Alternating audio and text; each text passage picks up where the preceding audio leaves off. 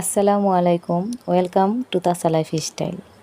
গরমে বেলের ঠান্ডা ঠান্ডা শরবত খেতে কে না ভালোবাসে। তাই আপনাদের সাথে শেয়ার করব বেলের শরবত তৈরি করার সঠিক পদ্ধতি। বেলটি আমাদের গাছের গাছ পাকা, তাই গাছ থেকে পড়েই ফেটে ভেঙে গেছে। প্রথমে বেলটি আমি 2 ভাগে ভাগ করে নেব। তারপর একটি ছোট চামচের সাহায্যে বেল থেকে ছাঁশগুলো তুলে একটি বাটিতে নিয়ে নেব।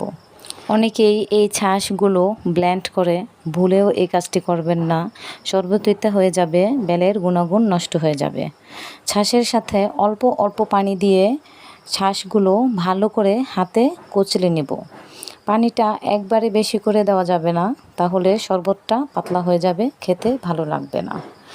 বেলের ছাঁশের মধ্যে যে আঁশ ও বিচি থাকে সেটা আলাদা করার জন্য আমি একটি ছাঁকনির সাহায্যে ছেঁকে নেব।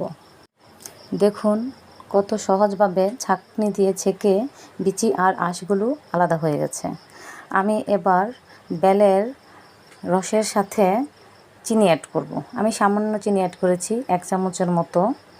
আপনারা আপনাদের স্বাদ মতো অ্যাড করবেন। তৈরি হয়ে গেল আমার বেলের শরবত।